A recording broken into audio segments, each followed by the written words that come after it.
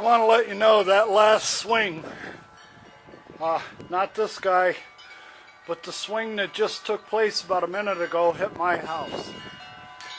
Made a big crash, woke up the dog, it hit my house. And I'm going to go looking for the damage right now. I'm going to take the camera with me. I'm going to go look for the damage, but he hit my house. Okay, now his girlfriend's going to get up and play. Alright, she's going to hit. And I'll record that. But I'm going to look. I'm going to look for my ball, and also I'm going to see if this guy comes after my ball. He spotted me. He knows I'm here.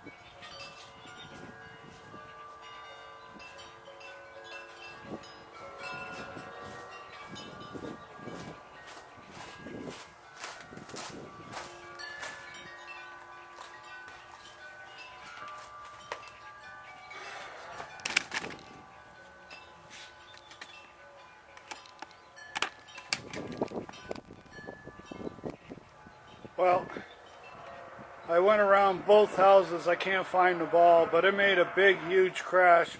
And probably the camera picked up the audio of him hitting the house. But that's why this camera is here, to record this. I have to put up with this day after day. If he would have broke one of my solar panels or a window, it'd be my responsibility to pay for it. The golf course would be totally off the hook. This is what happens when you allow amateurs to play this course that have no idea what they're doing. Now you say to me that was an accident. It wasn't an accident. It's not an accident when somebody that doesn't know what they're doing gets up here and tries to play the man's game. They got a little boy game and they're on the men's tees. Okay? The guy didn't know what he was doing. I deal with this day in and day out. This is routine for Sundance Golf in Buckeye. It's the cheapest place to play. Okay, you wouldn't spend $100 to start somebody out at Verado. You wouldn't spend $100 to start them out at Estrella Mountain Ranch. And the only other golf courses out here, or the only golf course out here left that's cheap to play, you can play here for $24 with a cart. Okay? So this is a starter store. Everybody starts here. You don't want to give a guy a lesson. You want to go as cheap as you can get. Go in, give somebody $24 and go out and grip and rip all day from any set of tees you want without being monitored. No marshals. You can break a window on every hole. I checked, all my windows are all right, but I'm sure the camera recorded the audio of that ball hitting the house. It woke up the dog. Okay? Big old bang. This is routine. Day in, day out. These aren't accidents.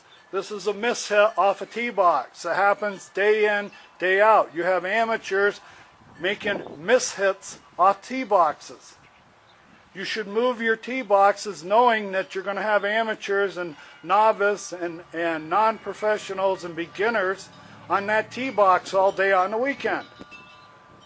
People have no clue how to hold the club. They don't know an open face from a closed face, an inside swing from an outside swing. But they're up there trying to hit a home run ball from the men's tees. They don't have a men's game. They got a little boys game. This is what I deal with. That's why I'm going to have this camera here.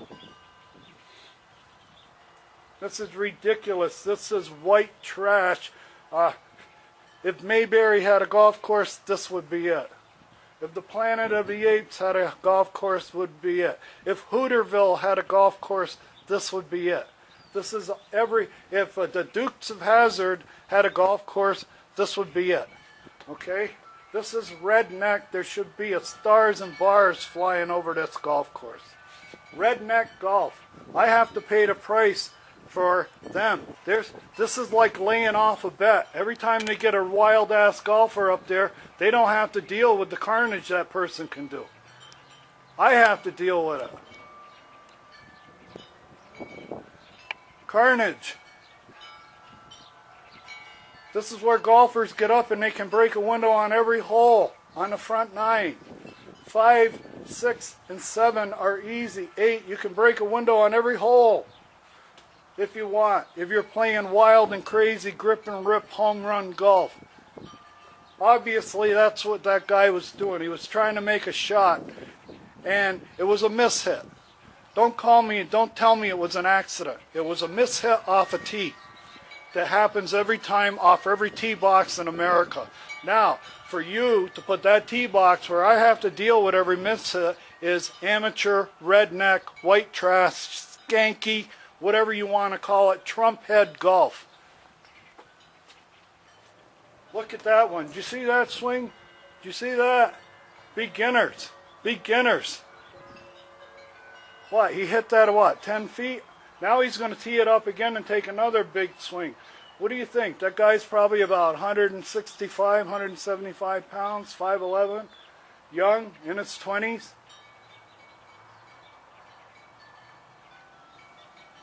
Now this guy looks like he's aiming right from my yard. He's not even aiming at the green.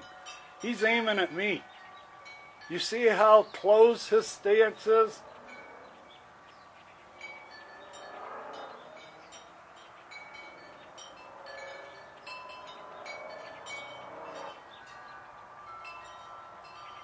These are first-timers.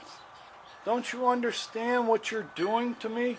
You're putting tee boxes just uprange and in range of my house, just offline, and you're allowing people that have never played golf before. They only have a cursory knowledge of the game, and cursory knowledge or just a beginning knowledge. There, he made a beautiful swing. What happened on the second one? But the first one, that's what I'm saying. Everybody, no matter how skilled. If I hadn't seen the first swing, I thought he was a professional. He made a beautiful turn on the ball. He kept his head down. He released the club and the ball. What happened the first time? All right? No matter how good you think you are, you can always make a mistake. And I'm absorbing all the mistakes. I have to deal with the risk, the carnage. You're laying off a bet. You're going, of course our golfers make mistakes. Of course they hit missed tees or mishits off the tee. Of course they do. But you're laying off all the damage that they're doing and all the garbage. You're laying that off onto me. As soon as it leaves your airspace, you're not responsible anymore. You're responsible for that ball from the time it's teed up until it lands, as far as I'm concerned. You're responsible for that ball from the time it tees up until it lands. If it does damage, if it kills somebody, puts a dent in some kid's head, breaks a window, you're responsible for it because you put that tee within range of a yard. And you did it day in and day out. That's why I'm making this video and this spiel to show you. This happens every day. And then when I get a $700 or $800 window broke, I have to pay for it. and nobody in the town, the HOA or the golf course, and when I call a policeman out, the first thing out of this young policeman who's in his 20s, early 20s, just out of the military or whatever, the first thing out of his mouth is, you realize it was unintentional, that it was an accident. That's a lot of BS. That's a lot of rhetoric. That's a get out of jail free card. That code covers a multitude of sins. Those multitude of sins are taking 3 tee boxes on this hole and put them in range of my house, knowing that you have the most inexperienced golfers in the valley out here. They don't know what they're doing. Even some that do know what they're doing make bad shots. So to tell me that every time a ball crosses into my yard or my airspace that it was an accident, that's a lot of BS. It's a lot of golf course rhetoric, town rhetoric, police rhetoric, HOA rhetoric. It don't fly with me. I know better. I've been on golf courses. This is reckless endangerment. It's criminal negligence. It could almost be involuntary manslaughter. If there was a kid sitting up in a chair on the corner of my lot and a guy teed one off, crushed one, and hit the kid in the head and killed him, right? Who's at fault? Is it me for letting a child sit on my lot, on my private property? Or is it the golf course's fault because they put a tee box within living space, spaces where people live? You don't see these lots as where people live. You don't see them as spaces and habitat for private ownership. They are part of the golf course. And in the case of my lot, that's the out of bounds. There's no out of bounds on the lot in front of my house, or on the golf course in front of my house. The out of bounds marker are right on my property line. I have to be the out of bounds for the golf course on this hole. But this is a real spooled up spiel I just went into, but what set it off was just getting hit big time with a golf ball. Because of your negligence, because of your willful ignorance, because you turning your back on being a real professional. Be a professional. If you're going to put the tee there, own it. If you're going to put a tee box there within range of my lot all day, every day, then own it. When you break a window or one of your new golfers loses one and hits a miss hit, own up to it and say, our golfers did that. One of our golfers broke your window. And you should have been responsible for that golfer. No matter what he did, you're responsible for him. You're getting away with murder out here as far as managing this course. All you do is take the money and you let them go. No marshals, no vetting, nobody on the first tee observing this group to see if they are competent enough to play the 2 tee boxes they selected on the first tee. If you got a young group of guys that all got baseball swings and they don't know what they're doing, and they pick the longest tees off the first tee, and you've got somebody there watching them, and you see that none of them put it in the fairway. It took them each 3 shots each to put one in the fairway. Maybe you should go up to that group and tell them to move up. They're going to be nothing but nuisance to me and all the people that live on this course on the front 9 all day. They're going to be out hitting 2 and 3 balls on every hole, spraying it out of bounds, and I have to deal with the carnage. When my window get broke, the manager here tells me it was an accident, unintentional.